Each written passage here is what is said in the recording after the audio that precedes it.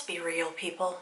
2020 sucks. So many people on January 1st posting inspirational quotes on Instagram, thinking that this was going to be the year when they finally got their thing together and would start living their best life.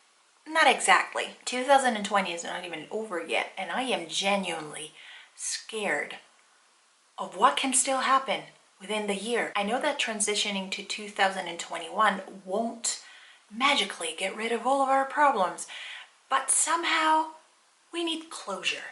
Aside from very few people, very few people, I'm talking to you, Jeff Bezos, 2020 backfired at us big time. Here's the thing though, this, one way or the other, is a very transformative year. It is a year of change. It can be a year for change, and it has to be. Because at this point, like I said, we really need closure. We really need something positive. We have to keep in mind that even from the ashes, flowers can still grow. So what we need to do is basically realize what is really important for us and what it's not, and what doesn't serve us any sort of purpose in any possible way, and start going towards the direction where we identified all of our basics, our needs, our essentials, and the things that are important. Let's just call it the life-changing magic of tidying up.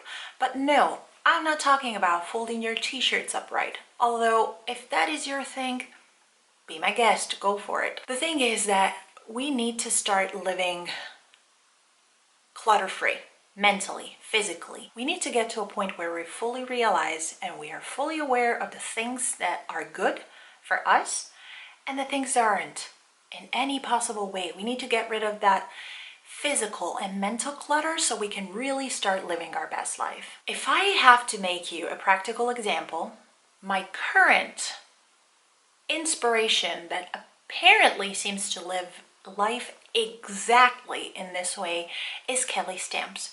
If you've been living under a rock and you don't know who Kelly Stamps is, you want to pause this video. No, just watch this video until the end, and then at the end of my video you just type on YouTube search Kelly Stamps and start watching one of her videos, because trust me, once you start with one video you will have to watch all of her videos.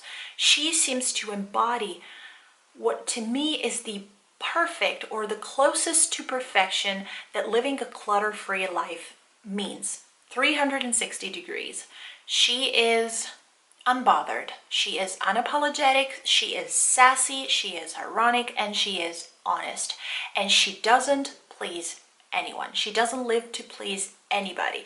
And she lives physically and mentally clutter-free, or almost completely what it seems like to be clutter-free. So what I'm trying to say is it possible in 2020 to still live clutter-free, considering everything that is going on out there? Yes, it is. And here's how. First and foremost, stick to the things that you need.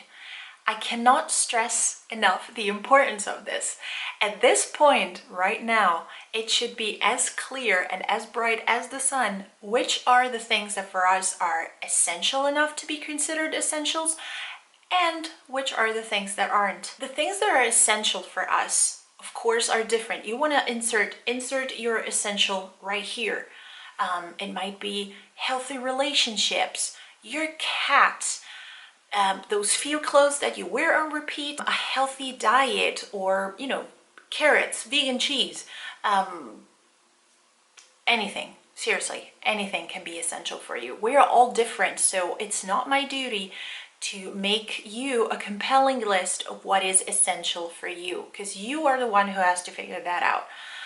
But other than that, if there's one thing that we all have in common, is that our essentials are the things that make us function and thrive as human beings. And those are the things that we want to focus on so we can build a strong foundation to live our best life. Second, but not less important, less social media. I post occasionally videos on YouTube, and trust me, I spend on Instagram more time than I would actually like to admit. But for the most part, not entirely, but for the most part, social media are a huge waste of your time. If you start paying attention how much time you spend on social media apps, you know that there's the little timer thingy that tells you how much time you spend there on a daily basis, you would be shocked, ashamed, and honestly a little surprised. All of that time that you spend there is time that you're taking away for something else,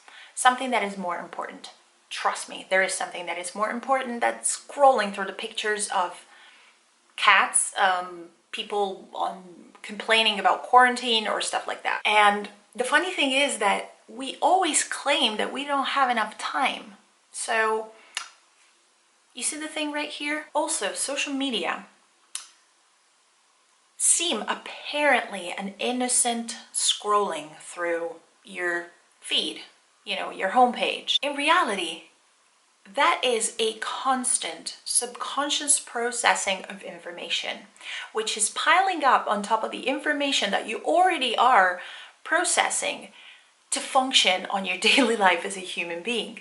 So it's an extra workload for your brain that, trust me, you do not need, because one way or the other, those information that you keep processing while scrolling through your feed are going to affect you.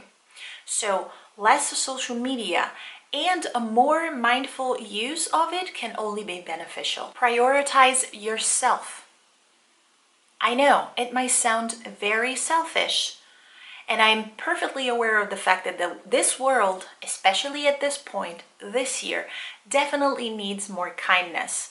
Kindness can move mountains. And the world would definitely be a better place if we all be a little kinder. The thing is though, as I often like to say, you can't pour from an empty cup. So what you need to do is prioritize yourself and learn to say no to those things that do not serve you any purpose. I'm not talking about something like, I'll do this thing for you if you do this thing for me. That's not what I'm going for. The thing that I'm going for is prioritizing yourself and learning to say no to things that you don't want to do. To say no to things that fill up your days and still do not serve you any purpose. Say no to toxic relationships. Say no to people pleasing. Allow me to illustrate with a practical example. Hey Jenny, will you help me move this weekend? I'm sorry, I won't help you move this weekend because I am absolutely exhausted and I plan on doing absolutely nothing that is not eating popcorn and binge watching on Netflix. Now, this might sound a little weird as an example, but I think you understand what I mean. Something else that we need to realize when we want to live our best clutter-free life physically and mentally is also the fact that we need to let go of A, comparison, B, perfectionism, and we need to be fully aware of the fact that things take time. We need to do a little bit each day to live our best life. Unless we are named Jeff Bezos, who can literally sit and make $1 million doing absolutely nothing, the majority of us in the world really need to bust their asses off to get what they want. Whether it's a small thing, a big thing. Generally, goals, results, and plans, achievements do not come overnight. Sometimes it might happen. You might get lots of results in a very short amount of time. That is not what generally happens. Letting go of the idea of being perfect, of keep chasing a path that somebody else made, is what keeps us healthy. We are who we are. Each one of us is unique, is different, and each one of us, like I mentioned, has different needs. What is our tool available to us? And little by little, start working towards that life that we have envisioned. What I'm trying to say is that life is as simple as we make it, for the most part. So decluttering our life physically, mentally, on a 360 degrees level takes time, takes patience, takes commitment, and resilience sometimes. But it's not impossible. Also, and especially in the crappy year that is 2020. Also, people, stop looking for big chunks of time to get things done. It is never gonna happen. Just find yourself pockets of time throughout your days and fill them up with things that serve you in any way possible, that make you thrive and then serve you. bring you an actual beneficial purpose. I hope this video wasn't a huge ramble. It's like 8 o'clock in the morning and I need to go to work.